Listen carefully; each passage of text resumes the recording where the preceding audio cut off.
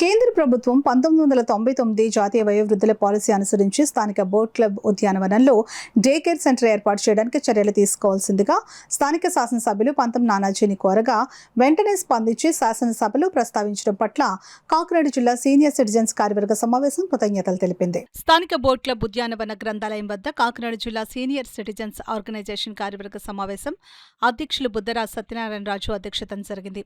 ఈ సందర్భంగా ఆయన మాట్లాడుతూ కేంద్ర ప్రభుత్వం వయోవృద్ధుల సంక్షేమాన్ని దృష్టిలో పెట్టుకుని 1999లో ఒక జాతీయ విధానాన్ని ప్రకటించిందని అన్నారు.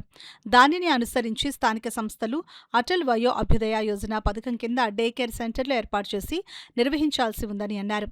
ఇందుకు అవసరమయ్యే నిధులను కేంద్ర ప్రభుత్వం పూర్తిగా భరించనుందని అన్నారు. ఈ విషయాన్ని శాసనసభలో రాష్ట్రంలో డే కేర్ సెంటర్లు ఏర్పాటు చేయవలసిన అవసరాన్ని ఎంతో చక్కగా ప్రస్తావించి ముఖ్యమంత్రి చంద్రబాబు నాయుడు, ఉప ముఖ్యమంత్రి పవన్ కళ్యాణ్ దృష్టికి తీసుకువెళ్లేందుకు జిల్లా కార్యవర్గం ఎమ్మెల్యే నానాజీకి కృతజ్ఞతలు తెలుపుతూ తీర్మానించిందని బుద్ధరాజ్ తెలిపారు. ప్రధాన కార్యదర్శి అడపాల రత్నప్రసాద్ మాట్లాడుతూ రాష్ట్ర శాసనసభ చరిత్రలో సీనియర్ సిటిజన్ సమస్యలపై ప్రస్తావించడం ఇది మొదటిసారి అని ఆ ఘనత ఎమ్మెల్యే నానాజీ అని అన్నారు. ఎమ్మెల్యే నానాజీ అసెంబ్లీలో ప్రస్తావించిన వీడియోను రాష్ట్ర వ్యాప్తంగా అన్ని జిల్లా సీనియర్ సిటిజన్స్ సంఘాలకు పంపగా వారంతా అసెంబ్లీలో డే కేర్ సెంటర్లపై చాలా చక్కగా మాట్లాడారని ప్రశంసిస్తున్నారని అడబాల తెలిపారు. ఈ కార్యక్రమంలో గౌరవ అధ్యక్షులు గోపాల నర్సరాజు, ప్రసాద్ నాయుడు, కె శ్రీరామరాజు, చింతపల్లి సుబ్బారావు తదితరులు పాల్గొన్నారు.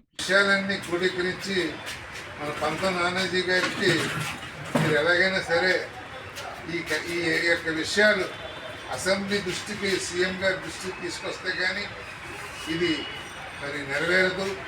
ఇది ఒక కాకినాడ సమస్య కాదు, ఇది రాష్ట్ర వ్యాప్తంగా అన్ని జిల్లాల్లోని కూడా ఈ విధమైన వాతావరణం ఉంది.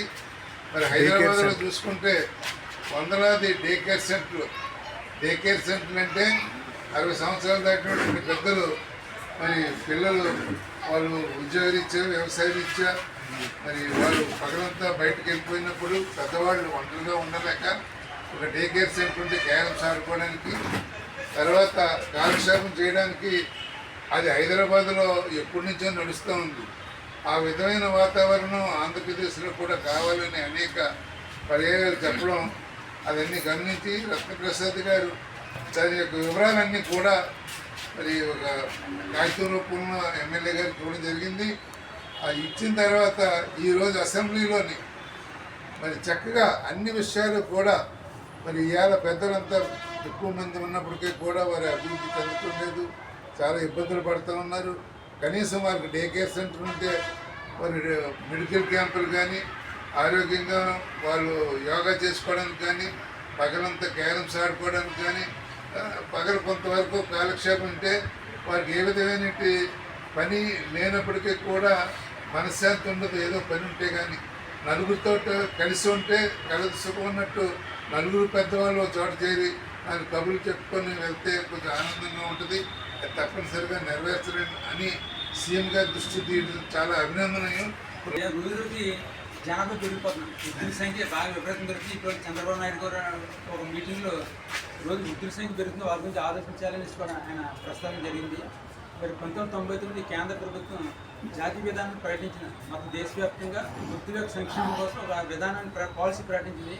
ఆ పాలసీని అనుసరించి ప్రతి జిల్లా కేంద్రంలో కూడా ఒక డే కేర్ సెంటర్, అంటే వృద్ధులు 10 గంటల నుంచి సాయంత్రం వరకు కాలక్షేపం చేసి అక్కడ క్యారమ్స్ రిక్రియేషన్ కోసం ఒక డే కేర్ సెంటర్ ఏర్పాటు చేయాల్సి, అదేవిధంగా వారు ఉచిత వైద్య శిబిరాలు నిర్వహించడం, యోగా చేయించడం కార్యక్రమం నిర్వహించడం కోసం ప్రతి సెంటర్ని ఏర్పాటు చేయాలి. దానికి ఫండ్స్ అన్ని కూడా మేమే భరిస్తాం, అంటే నిర్మాణ సంస్థ డబ్బంతా కూడా కేంద్ర భరిస్తామని చెప్పడం జరిగింది. అయితే లోకల్ బాడీస్, అంటే మన నగరపాలక సంస్థ వారు స్థలాన్ని చూపించి ఆ ప్రపోజ్ కేంద్రం పడిపోతే వారు 8 లక్షలు 10 లక్షలు కూడా గ్రాంట్ మంజూరు చేస్తారు.